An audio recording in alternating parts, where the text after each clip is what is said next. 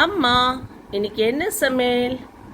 வாடா ரசா வா பாரு, என்ன இருக்கு இன்னைக்கு? சுட சுட சோறு.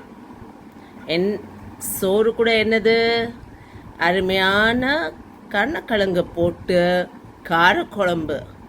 ரொம்ப சிம்பிளான வீட்டில் அரைச்ச மசாலாவோட காரக்குழம்பு. கூட என்னது?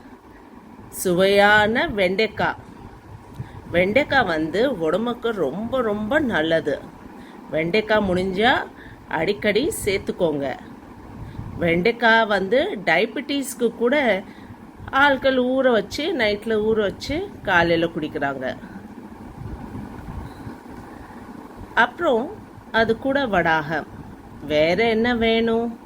சுவையான சாப்பாடு இல்லையா? வாங்க சாப்பிடலாம்.